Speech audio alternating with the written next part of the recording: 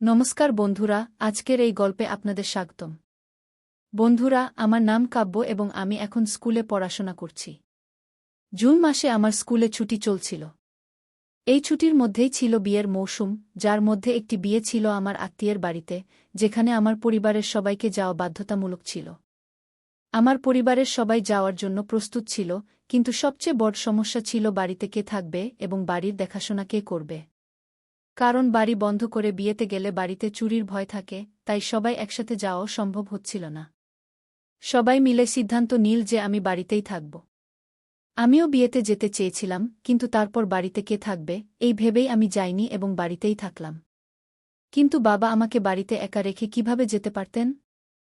যদি কোনো চোর এসেও যায় তাহলে আমি একা মেয়ে কি করতে পারতাম? বাবা এই সব ভেবেই তার সবচেয়ে বিশ্বস্ত ব্যক্তিকে ফোন করলেন এবং বললেন, শ্যাম, একটি কাজ আছে। 2-4 দিনের জন্য আমরা একটি বিয়েতে যাচ্ছি এবং বাড়িতে আমার মেয়ে একা। বাড়িতে একটি মেয়ের একা থাকা ঠিক নয়।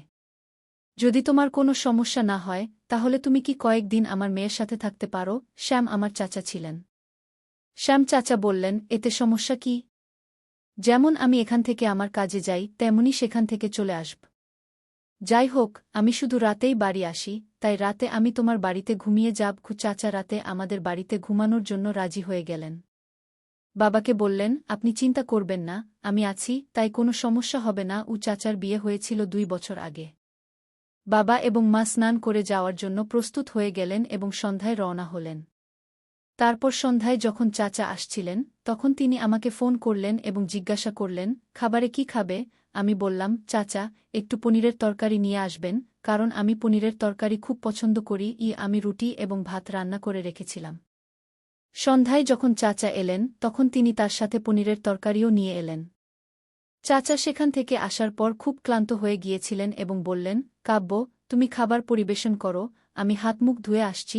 এর আগেও চাচা আমাদের বাড়িতে এসেছিলেন, তাই আমরা একটু ফ্রেন্ডলি ছিলাম। চাচা এবং আমার সম্পর্ক ছিল জিজাসালির মতো। চাচা হাতমুখ ধুয়ে এলেন এবং আমরা একসাথে বসে খাবার খেলাম এবং গল্প করতে লাগলাম। চাচা আমাকে বললেন, কাব্য, তুমি আগের চেয়েও বেশি সুন্দর হয়ে গেছ। তোমাকে দেখে আমার কলেজের দিনগুলো মনে পড়ে গেল, যখন আমার গার্লফ্রেন্ড ছিল। আমার গার্লফ্রেন্ডও খুব সুন্দর ছিল। আমার ক্লাসের সব ছেলে তার পিছনে পড়ে থাকত, কিন্তু সে আমার উপর ফিদা ছিল। চাচার কথা শুনে আমি হেসে উঠলাম এবং বললাম, চাচা, আপনি তো এখনও খুব হ্যান্ডসাম। আপনার এখনও গার্লফ্রেন্ড থাকবে? চাচা বললেন, না ইয়ার, কাব্য, যেদিন থেকে আমার বিয়ে হয়েছে আমি তো একটাকেই সামলাতে পারছি না। এত বলেই চাচা হাসতে লাগলেন। তার কথা শুনে আমিও হাসতে লাগলাম।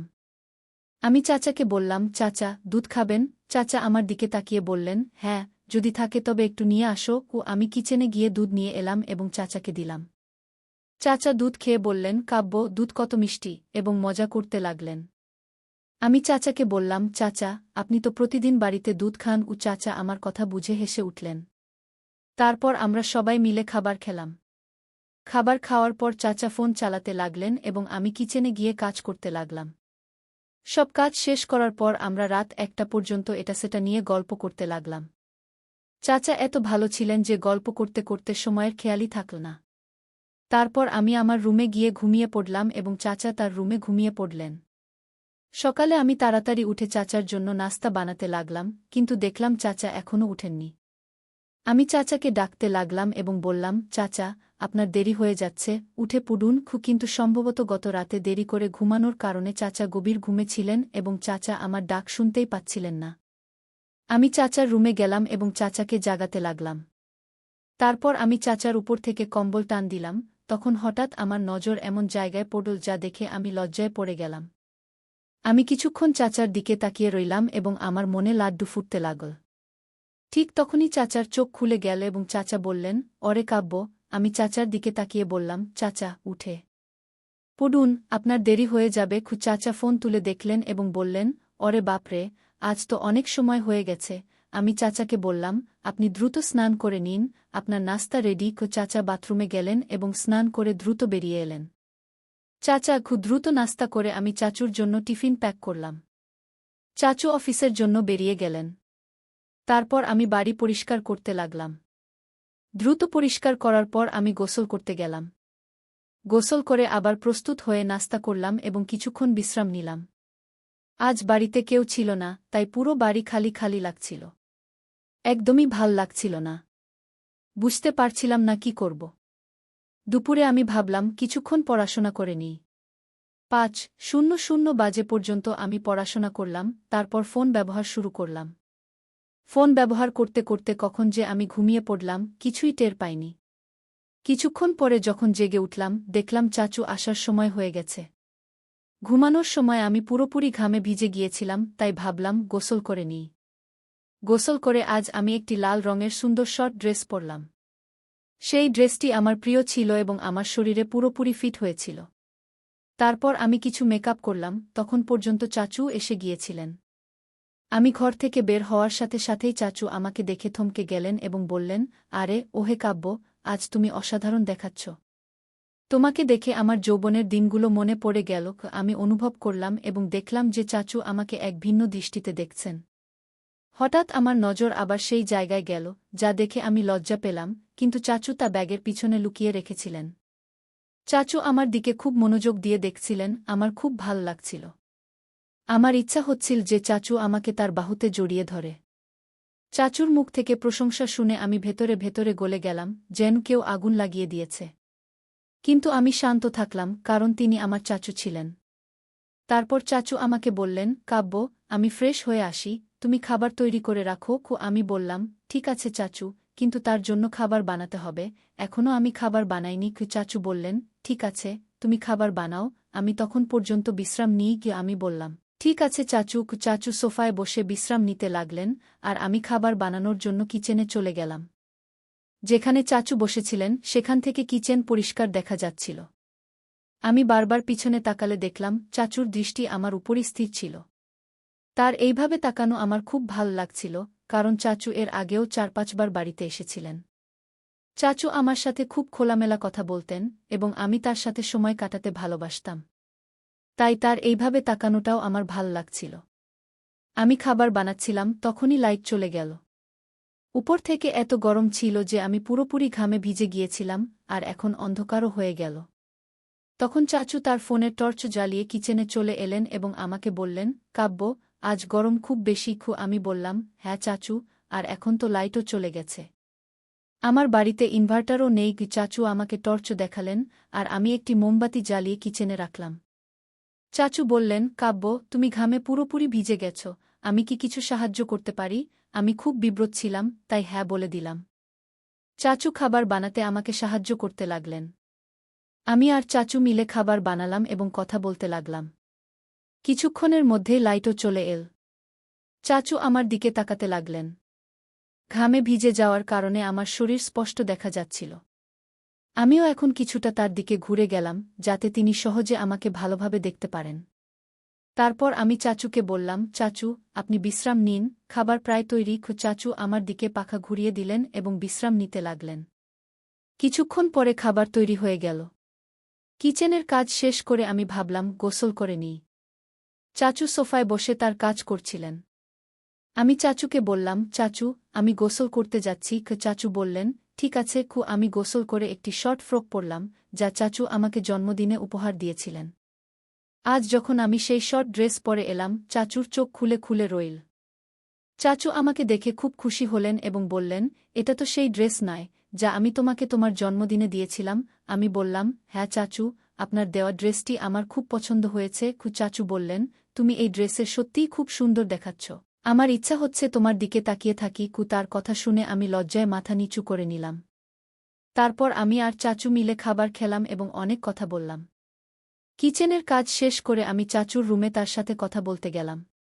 কিছুক্ষণ পরে কথা বলতে বলতে হঠাৎ চাচু জোরে বললেন, কাব্য, তোমার কাঁধে মাকটসা। এতে আমি খুব চমকে গেলাম এবং ভয়ে দৌড়ে চাচুর গলা জড়িয়ে ধরে চাচু মুচকি হাসলেন। তারপর চাচু বললেন, আজ তুমি এখানেই আমার সঙ্গে ঘুমো, কারণ তুমি খুব বেশি ভীত হয়ে আছো। এ কথা শুনে আমি কিছুক্ষণ ভাবতে লাগলাম, তারপর নিঃশব্দে চাচুর পাশে বসলাম। ঠিক তখনই আবার একবার বিদ্যুৎ চলে গেল। রাত প্রায় 1-2টা বাজে। তখন চাচু তার মোবাইলের লাইট অন করল এবং বলল, চলো আজ ছাদে ঘুমাই। আমি এতে রাজি হলাম। চাচু বিছানা আর আমি মশারি নিয়ে ছাদে চলে গেলাম। ছাদেও প্রচণ্ড গরম ছিল এবং তখনও বিদ্যুৎ আসেনি, তাই আমাদের আর কোনো উপায় ছিল না। কিছুক্ষণ শুয়ে থাকার পর আমার শরীর থেকে আবার ঘাম বের হতে শুরু করল। তখন আমি চাচুকে বললাম, এখানেও খুব গরম লাগছে। চাচু বলল, যদি তুমি খারাপ না নাও তাহলে একটা কথা বলি। আমি বললাম, হ্যাঁ বলো। চাচু বলল, তুমি কোনো হালকা নাইটি পরলে গরম কম লাগবে। আমিও এটাই ঠিক মনে করলাম, কিন্তু আমি খুব সংকোচ বোধ করছিলাম। তারপর আমি নিচে গিয়ে গোসল করে একটি জালিওয়ালা নাইটি পরলাম। যখন আমি ছাদে ফিরে এলাম, চাচু আমাকে দেখে অবাক হয়ে গেল। চাচু আমাকে বলল, আজ তো তোমাকে দেখে আমার মনে কি যেন হচ্ছে। কাব্য, তুমিও কি এমনটা অনুভব করছ? আমি বললাম, চাচু, আমি বুঝতে পারছি না আপনি কি বলতে চাইছেন। চাচু বলল, যখনই তোমার চাচি এমন নাইটি পরে আমার সামনে আসে, আমি নিজেকে নিয়ন্ত্রণ করতে পারি না। আর আজ তোমাকে এমন পোশাকে দেখে আমার মন ভেতরে ভেতরে অস্থির হচ্ছে। তুমি কি এটা বুঝতে পারছ? এই কথা শুনে আমি নিচে তাকালাম। তারপর চাচু আমাকে তার পাশে বসার ইশারা করল। আমি তার পাশে বসলাম। চাচু আমাকে জিজ্ঞাসা করল, স্কুলে তোমার কোনো বয়ফ্রেন্ড আছে? আমি বললাম, না চাচু, আমার কোনো বয়ফ্রেন্ড নেই। তখন সে বলল, তাহলে পাড়াপড়শিতে তো থাকবেই।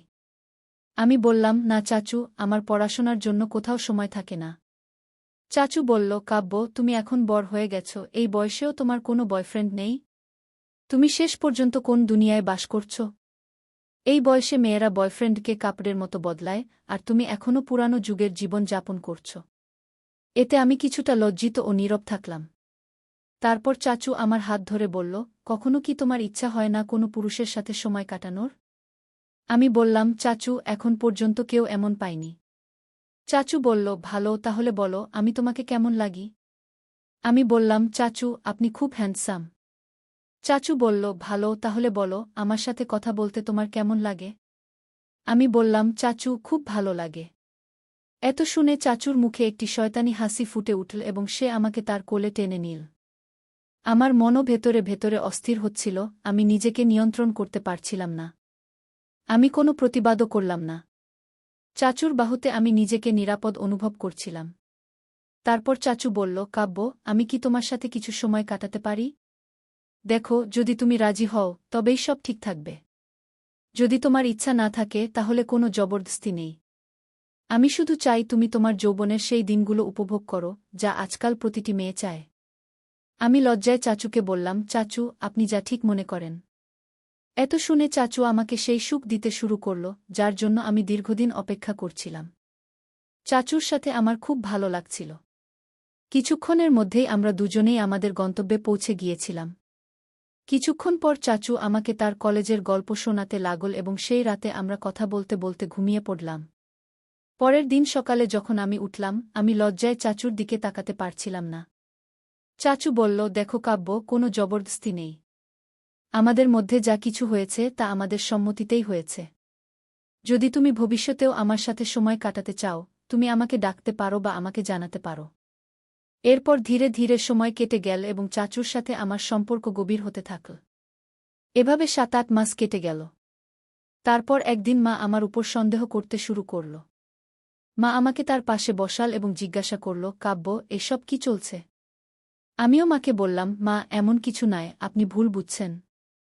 মা বলল, ঠিক আছে, আমি তোমার কথা বিশ্বাস করছি, কিন্তু যদি পরে জানতে পারি তাহলে দেখে নেব। যাই হোক, তুমি এখন বড় হয়ে গেছ, তাই আমার মনে হয় তোমার বিয়ে দেওয়া উচিত। এত শুনে আমি খুব ভয় পেয়ে গেলাম। সন্ধ্যায় হঠাৎ চাচুর ফোন এল, আমি চাচুকে সব বললাম। চাচু বলল, তুমি চিন্তা করো না, আমি কিছু করছি। পরের দিন চাচু বাড়িতে এল এবং মায়ের সাথে কথা বলতে শুরু করল।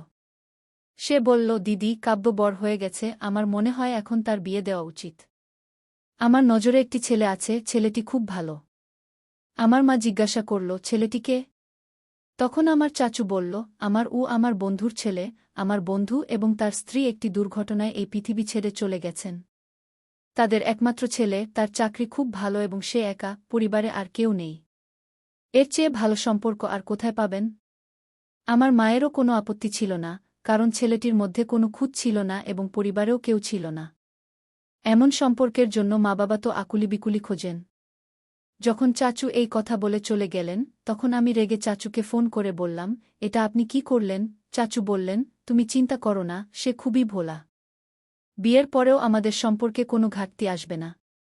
তুমি তোমার স্বামীর সাথেও সুখে থাকো এবং যদি তোমার আমার অভাব লাগে আমাকেও ডেকে নিও। এত শুনে আমিও খুশি হয়ে গেলাম। কিছুদিন পর আমার বিয়ে হয়ে গেল। আমার স্বামী খুবই ভোলা ছিল এবং আমার সব সুখের খেয়াল রাখত। আমার তার প্রতি কোনো অভিযোগ ছিল না। ধীরে ধীরে সময় কেটে গেল। বিয়ের 2 বছর পেরিয়ে গেল, কিন্তু চাচুর সাথে আমার সম্পর্ক তখনও অটুট ছিল। মাঝে মাঝে আমার মনে হতো যে আমি যা করছি তা খুবই ভুল, কারণ এখন আমার বিয়ে হয়ে গেছে এবং আমি আমার স্বামীকে ঠকাচ্ছি। কিন্তু চাচুর সাথে সময় কাটানো আমার ভাল লাগত। এমন নয় যে আমি আমার স্বামীকে ভালোবাসতাম না, আমার স্বামীও আমাকে খুব ভালোবাসতেন। কিন্তু চাচুর সাথে সময় কাটানো আমার ভাল লাগত। ধীরে ধীরে সময় কেটে গেল এবং বিয়ের 3 বছর পেরিয়ে গেল। এখন আমার একটি ছেলে হয়েছে যে আমার স্বামীরই। তখন আমার মনে হল যে এখনই আমার এবং চাচুর সম্পর্ক শেষ করে দেওয়া উচিত, কারণ আগামীকাল যদি আমার স্বামী জানতে পারে তাহলে আমার সম্পর্কের উপর খুব খারাপ প্রভাব পড়তে পারে এবং আমার জীবনও নষ্ট হয়ে যেতে পারে। এ নিয়ে আমি চাচুকে ডেকে কথা বলার সিদ্ধান্ত নিলাম।